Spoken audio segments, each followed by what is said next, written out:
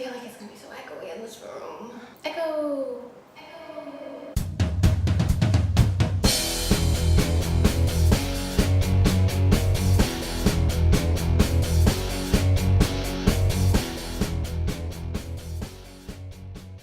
Hello everybody and welcome back to my channel. My name is Lydia and today I have for you a new setup, sort of. As you can see, I am in a very different setup. I moved, very exciting stuff, and I have not set up my furniture yet. I don't have anything ready on the walls, nor do I have any good lighting areas. So for now, we're just gonna try and figure it out.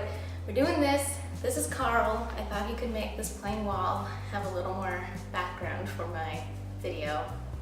Thanks for your help, Carl. So what I am going to be doing today is an extremely late August wrap.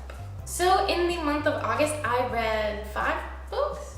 6. I read 6 books because I read one of the books on the drive here, so go me. I also read 1 graphic novel and 1 short story. So first, I've already mentioned that I was rereading the Throne of Glass novels, and in the month of August, I finished both Crown of Midnight and Heir of Fire. So I'm now on Queen of Shadows, and I feel like that's gonna take me a lot longer. I have not gotten my copy of Tower of Dawn yet. Oh, I'm dying, but I ordered it from Barnes & Noble because I wanted that special edition that had like her edited chapters in the back. So it's going to take me a while. I think they said I'm gonna get it on September 13th, but I'm trying to avoid spoilers, and everyone's posting about it on Instagram, and I'm just like, I'm dying. I'm so sad. Anyways, you guys know how I feel about the Throne of Glass novel, so I'm not gonna give it a rating or talk about it because I probably have like several other videos talking about it, and you can go check those out. Please do. So the next 2 books I read, I actually put on my TBR originally for the Book-Tube-a-thon and never got around to reading them. But I did end up reading them in August, and that was Rebel Mechanics and Rebel Magisters by Shanna Swenson. Don't know if I'm saying that right. And these are the first 2 books in a trilogy. I thought they were a duology, and I was like, reading the second one near the end of it and was just like, how are they gonna wrap up everything in like 10 pages? There is not enough time. And then it finished and I was like, so then I Googled it and I found out that it was actually a trilogy, and I was kind of disappointed because I just like really wanted them to be like wrapped up into, you know, a nice little package. And then I had to wait for the 3rd book from the library. Stressful stuff. But anyways, these books were enjoyable. They weren't by any means my favorite. I was kind of hoping, oh, I guess I should tell you about them. Okay, so Rebel Mechanics is the first book, and this book basically asks the question, what would America be like if the British had actually won the war, as well if the British Magisters had magic, and if the rebels were more of a steampunk group of people. So it kind of mixes a lot of elements in about like historical fiction with steampunk, with romance, and it's pretty good.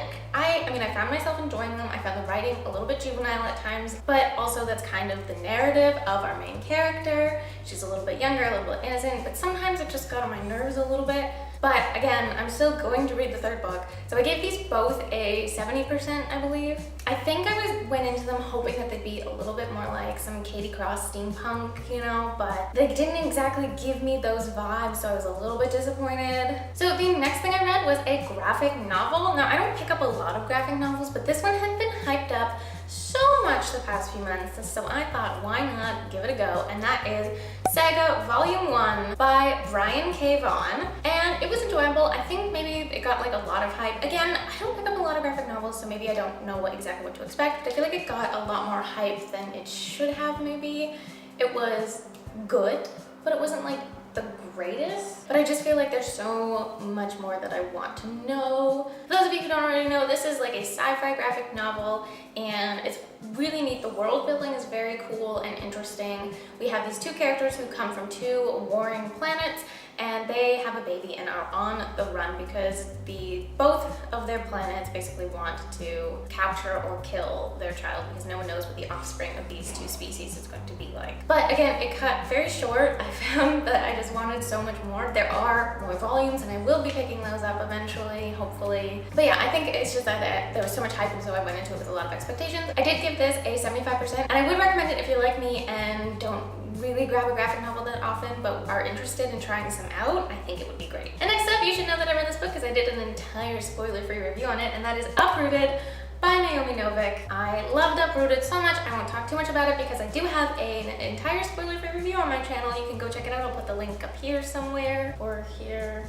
Let's try and figure out my lefts and rights before I start filming a video next time. Yeah, I love this book, and I gave it a 95%. So go check out my spoiler-free review and then read the book, and then we can talk about it because I would love that so much. The next book I read was The Ends of the World by Maggie Hall. This book is the conclusion to the Conspiracy of Us trilogy. So if you don't know, this series is about sort of a scavenger hunt all across the world that basically supposedly started with Alexander the Great. But it's set around like 17-year-old kids who are members of these families that kind of rule the entire world. Everyone is trying to find this weapon that Alexander the Great supposedly hid somewhere. Overall, I think I enjoyed the first two books better than the third book, and maybe that's because I've read them so long ago that there was a little bit of a disconnect. I found the plot to be very enjoyable, and of course, I love anything that has to do with classical history, so adding elements from Alexander the Great was something that really interested me. The only thing I would say is that the writing style for me personally, I found it a little bit hard to get into, a little bit annoying at times. I found there was a lot of telling instead of showing. There's also love triangle elements in there that really frustrated me. She did end up with the guy that I wanted her to though, so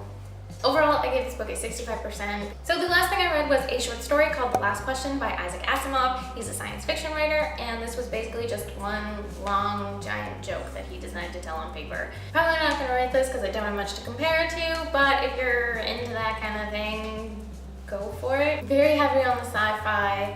Also, if you're waiting for like the big reveal, it's a little like, oh, wow, that took a really long time to get there. Is that everything that I read? It doesn't seem like a lot. So that is all for my August wrap up. I hope you enjoyed this video. If you did, please give it a thumbs up and subscribe if you want to see more videos like this. I hope you have a wonderful day. Don't panic. Bye everyone.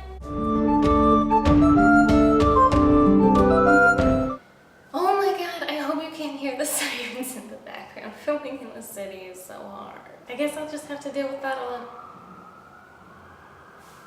Is there like a car chase going on? We'll just wait. This is gonna be so bad. I just like spat everywhere. 1 second.